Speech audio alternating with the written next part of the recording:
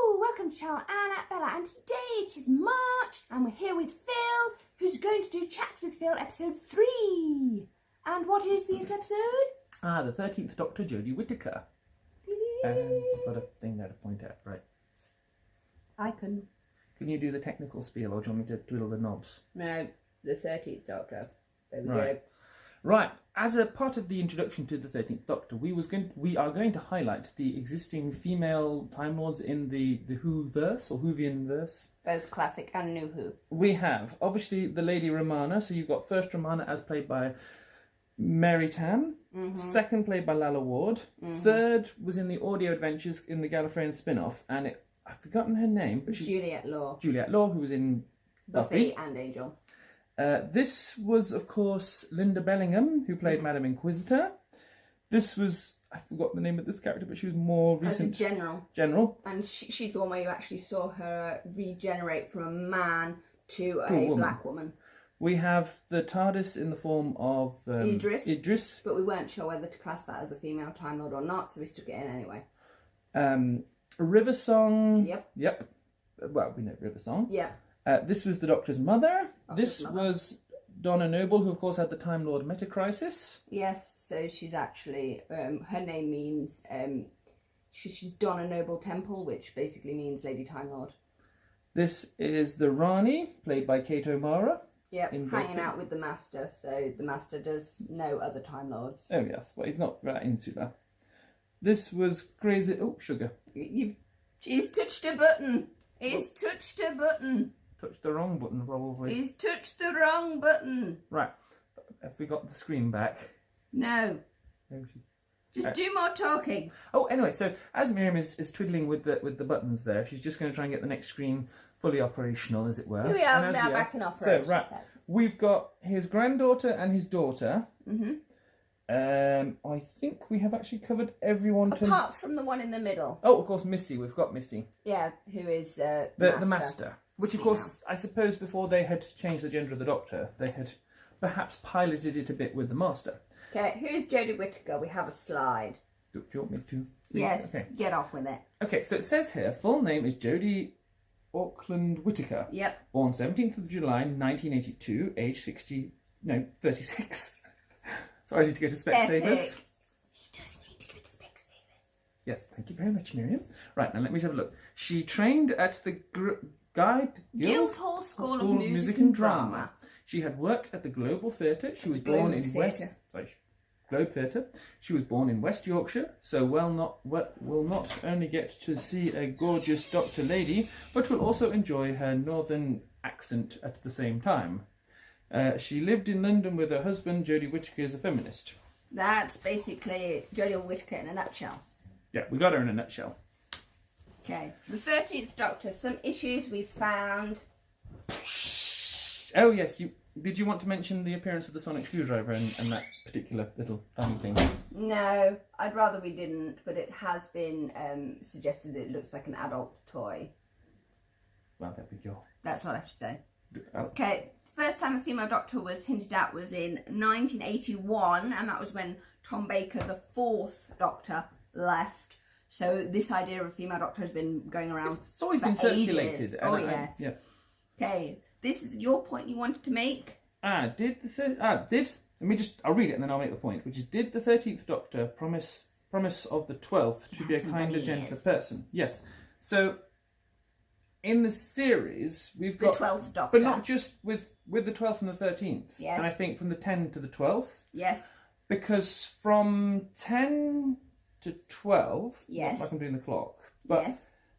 you find out in Capaldi's episode that it's no coincidence Yes. that he looks like the man from Pompeii. Yes, very It was true. an active promise that he made himself To when save people. when Donna had kind of pleaded with him to save the family. Yeah, just to save Someone, he'd saved Capaldi's family in Pompeii. Yes, he did. So Capaldi's incarnation came about as a kind of reminder to himself. Although Capaldi came across quite stern to start with, Yes. he was a reminder and a promise. And because he did all that looking in the mirror, didn't he? Yes, and he was like, why this face? Why this face? What am I trying to tell myself? What am I trying to remind myself? And then, as Capaldi is obviously Regenerated. generating into Jodie Whittaker, he says, "I'm going to be kinder and gentler." Gentler. And then he kind of, it's like even with the War Doctor, you have a conscious decision or a conscious. You're transitioning into a different phase of your existence, and that phase is dependent on an intent and an ambition. So if it's to be like a War Doctor, it's the intent to just be at odds with the universe. Yeah, but if because it then he took the warrior, didn't yes, he? and that's because but also you can have it the other way, whereas River Song decided that when she was in her final Alex Kingston form, that she would take the age down gradually just to freak people out, and also female Time Lords appear to have the ability to focus on different dress sizes. Possibly. Well, whether females have. And then you wanted to say, are women kinder and gentler? Well, it's a form of gender stereotyping? Is it a stereotype? Because there's the old song which says the female of the species is more deadly than the male. Yeah, the female is more deadly. And than actually, the male. biologically, you can see this in nature, because if you look at a black widow spider, it's or more the praying mantis. Praying mantis. Then the females in these species are not to be trifled with, because they eat their husbands alive. They do. Yay! But they're providing vital nutrients for both the babies and their female partner. So that is a true breadwinner. Get eaten. Yay! Going back to the point. So, and again, or even another more interesting point is being kind and gentle. We'd say a female stereotype, but is that being walked all over, or is that a positive thing that feminism brings forward? Because I mean, the meek will inherit the earth. It's all about meekness. Yes, but then sometimes some things come from a very male bias, and if you look at male bias as an example, men are quite bold, bolshy. Women tend to get called bolshy because if they get mardy or have a mood, as a woman in authority is a bossy woman, whereas a man never gets called bossy or bolshy. True.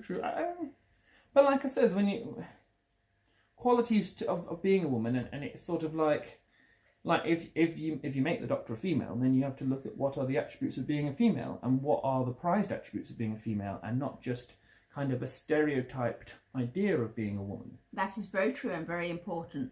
So do you think women are more playful than men, or are they more serious? In Jodie Whittaker's portrayal, I definitely think there's more, and I don't know how I'm going to be interpreting saying this, but she's definitely a bit more playful in her performance. There's levity there. But would you say that her playfulness is on the same level as Matt Smith's playfulness, because he played with it a bit? I think it's on the same level. Yeah. Whether then maybe gender does come into because that at all. Peter Capaldi wasn't really playful. That's not his character. But then with Capaldi's character, by comparison, I've always kind of wanted to say this. Yes. Being distracted by Venusaur there. But I've always wanted to say this. But if you think about Colin Baker's incarnation and Colin Baker's and if you think about Capaldi's opening season and what was going on there, especially how abrupt he was, you were on. You had your beard trimmed. Yes, I have actually. Thank you very much. Oh, lovely. You were put in mind of Colin Baker. It looks very nice. Yeah, and added to that. Yes. I was just thinking, one thing that perhaps didn't get appreciated as much in the Colin Baker era, which perhaps future. I think a lot of people will come back and appreciate his interpretation. I was also thinking the fifth Doctor, who was the good blonde boyfriend, and then you had the sixth Doctor. But I've had another boyfriend. Thing that's quite interesting in the show. Yeah. When you look, all right. So take Rose for a start. She joins the Doctor, and she likes her travels. She's very obedient. I don't know what she was. She was feisty. She challenged him. She pushed him. And he enjoyed that, but she wasn't very obedient. Or not obedient. But what I mean is, really call anything companions obedient. Like Donna, you had more tension there. And but that's because Donna was a more mature lady anyway, so she would have that. Whereas Rose was feisty and young and bright. Question is, I suppose, is it good that you have like a bit of banter or even sort of arguments with companion and Doctor, or does that sometimes digress from things that make it more interesting? That builds the relationship, and you can with any create chemistry there. Anyway, so you want to talk about female authority and the place of female authority and how difficult the 13th Doctor has actually found it, particularly in the episode the witch episode with James VI, and the fact that Graham had to wear the witch hunter general's hat. And you also had that scene where Jodie Whittaker was on the tree. Yeah. She was chained to it, and she said, "Oh, if I was a white male, this would just be so easy." True challenge. I mean, I suppose throughout history, and again travelling into history, and different cultures have different attitudes and issues towards female authority. That is true. That is very true. And then you want to talk about individual identity and pick a mixture or lifestyle. Yes. Well, I mean, again, because obviously he's now a she. From the notes. From the notes. Helpful slides. Yeah. He's now a she, and now I think... but like I said, some masculine traits still there, some feminine traits, so you've got quite a healthy balance. And I suppose gender fluidity, which we'll probably cover at another stage, but it's relevant here. It's hugely relevant because what is the next slide? Well, no, costume! Yes. But what I was going to say was, I mean, if you look at kind of the attitudes of like males and females in societies today, even if you look at job roles, I mean... Even what people wear to work. Yes. Look at the costume. Oh, right, yes. That this is what she wears. She's got a costume. It's fairly gender neutral. She's got striped socks and a wig there. But these are... But the actual trousers are really important because they're quarter length. And quarter lengths are really nice to wear because they're nice and light, and they're actually quite practical because for a woman, she can actually run and extend her full stride. Whereas sometimes when you wear skirts, you can't extend your full stride. Your movement is physically restricted by your clothing. These are things I don't necessarily fully understand or appreciate, but I can understand from real. So this like whole costume setup is actually for a woman. Yes, it's fairly feminine, particularly the overcoat actually, and also where the line of the shirt is. It's over the breast area, but actually when she's actually wearing it, it doesn't make the breasts look rounder. It makes them look flatter, which actually makes her look very much like Coco Chanel, the designer. So she's got that thin boy look, which means that she can run and that she can do all the physical things that she needs to do as a doctor, because she's also wearing walking boots, which support the ankle, because women's ankles do need support because they're weaker than blokes. And also high heels would be an issue because you couldn't have the doctor in high heels because he wouldn't be able to run on a variety of surfaces. As soon as you come to grass, she'd get stuck and eaten by a Dalek. Daleks don't eat people. How do you know? We've never seen what those tentacly blobby things do. Well, they haven't as yet. They've poisoned people, but they're not eating them. It's on the card. She could get eaten. So having these practical boots, but it also means that it does mean that she's slightly genderless in a way, because the costume is so practical and so neutral that it actually takes away the femininity. But they did put the nice happy rainbow in and the nice TARDIS blue, which is kind of cool. And also the grey. So it is virtually she's like a walking TARDIS, basically. Practicalities of the outside. Because, I mean, if they stuck her in pink, that would be a bit weird. I'd have to say that. Did you know that originally pink was actually what little boys used to wear? Because men used to wear, in Britain, men in the army used to wear red coats, and so they put boys in pink as preparation for them to become soldiers. And girls used to wear light blue like the Virgin Under Mary. the Victorian Empire, they said where the Victorian Emperor was, that they were all the pink spots. So. All the pink areas on the map. It is interesting. Make your point that you were going to make. What was the point, sorry? I don't know. It was about pick a mix your lifestyle. Oh, yes. And gender fluidity. Well, I was going to... Miriam says that this argument has kind of been resolved, but I think this is part of the gender fluidity, which is if you look at society and gender and you kind of take the notion... I mean, basically, what was stereotypically a man's function is kind of changed and obviously... evolved. Well, Apparently you've had the new man. Well... Apparently. All right. So say, for example, traditionally plumbing was a man's thing, but we have female plumbers. Yes, and? This is a change in perception of gender.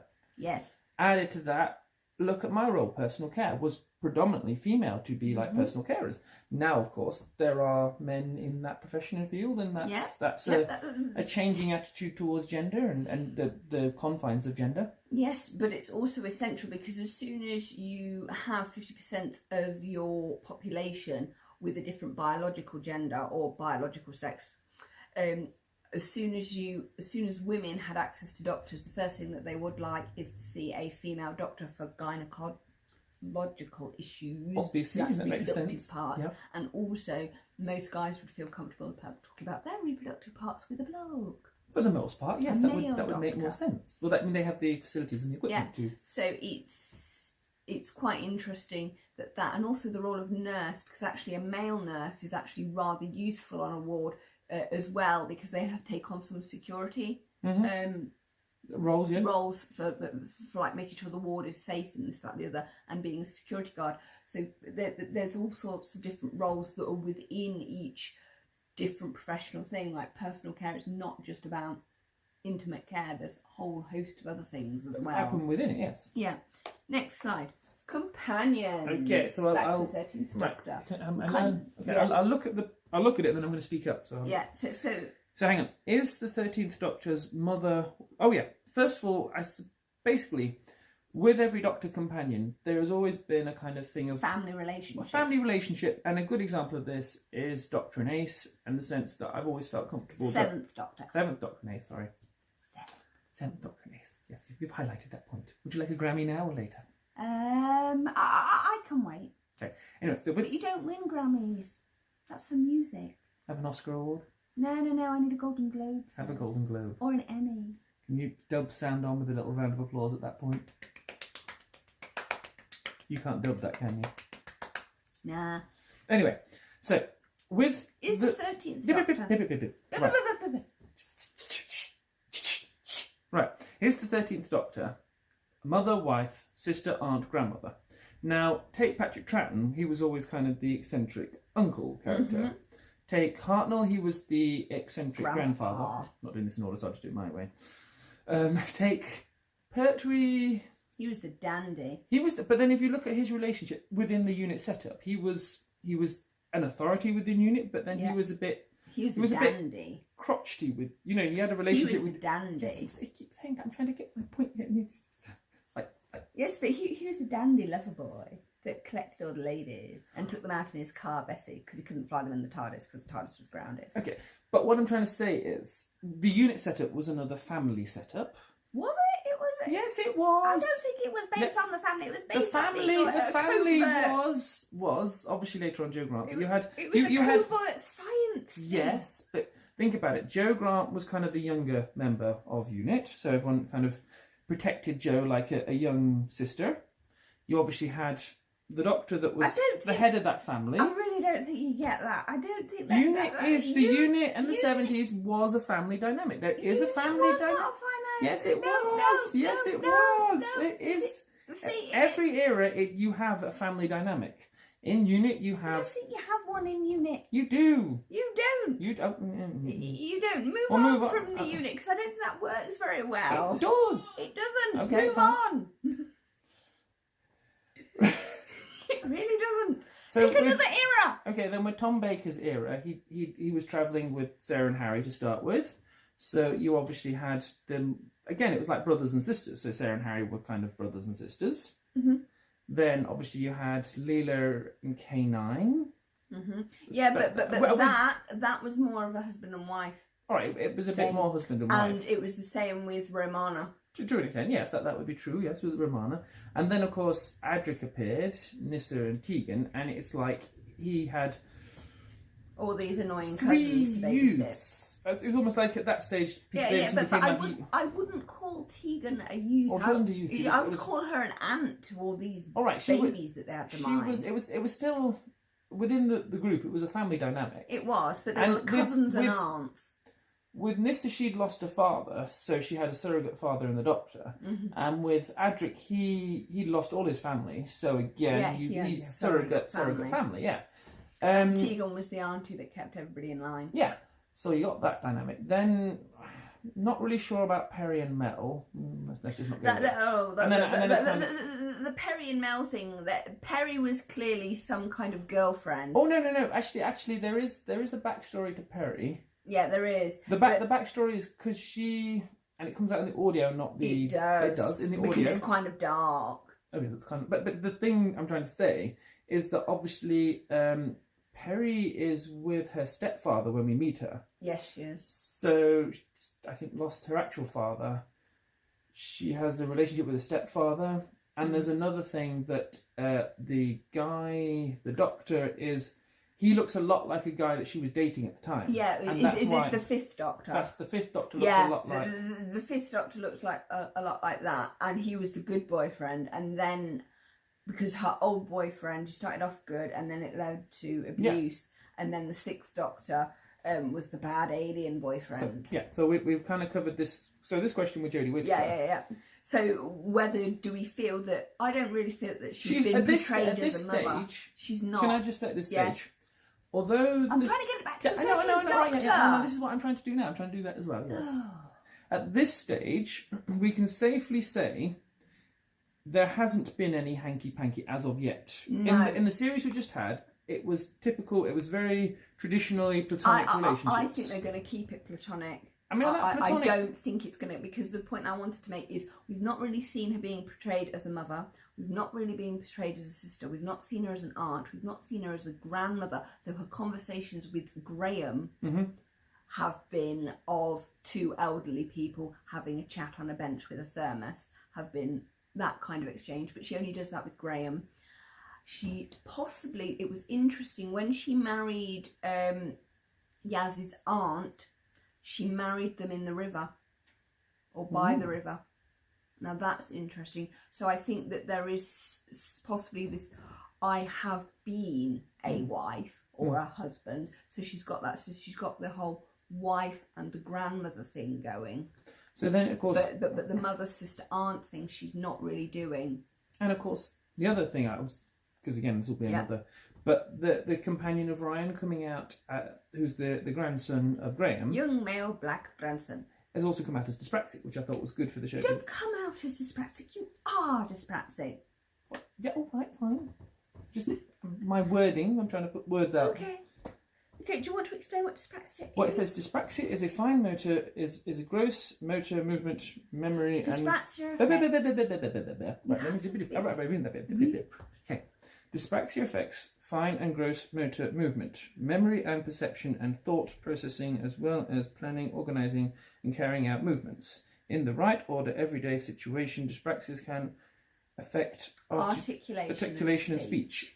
Basically, with dyspraxia, like with autism, those are some of the symptoms, but there's a spectrum, and I, we'll be covering this, but I think it was good that the show had picked it up in 2 episodes, because the first episode it picks it up, and then in the one with the factories and the Amazon delivery thing, that kind of was showing more of his tendency, which is good, and I think it would. But having said that, do you really need organisation and planning if you're a companion of the Doctor's? Because the TARDIS doesn't really do organisation and planning. Is the TARDIS dyspraxic?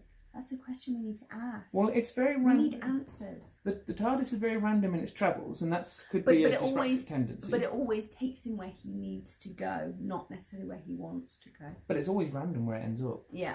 Graham, you've got the old man, grandpa, white man stereotype going there. But would you say that he is the stereotype, or is he got more depth?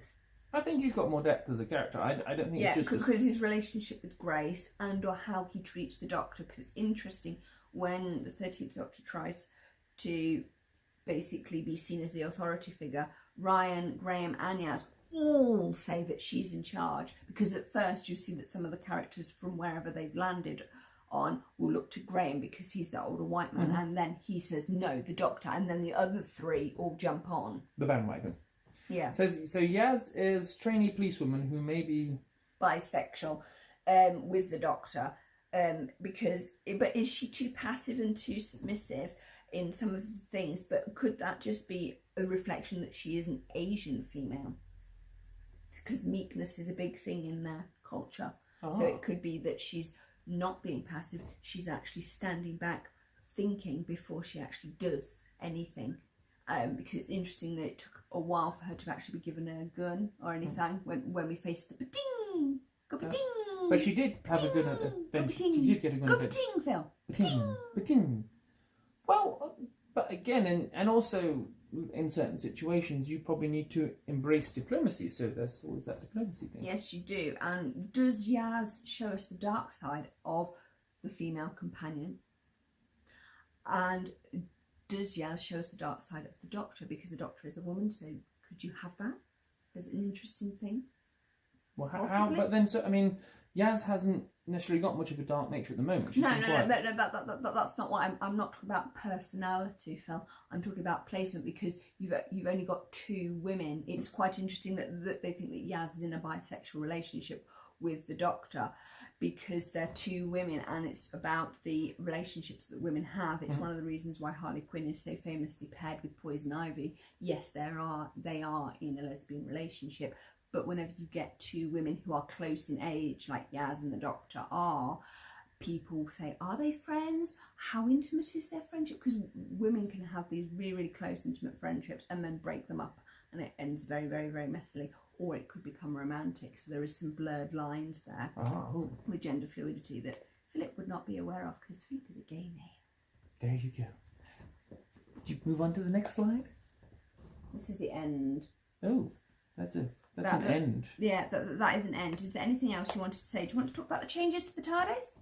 Because there are some. There's a few changes to the TARDIS, mostly the movements of where the window is, and you've got black background with white lighting, and that's basically it. Anything else that you want to say about the 13th Doctor? Because her being a woman is really not a problem anymore, to be absolutely honest. It's been an adjustment thing, but I think it'd be interesting to see the next series.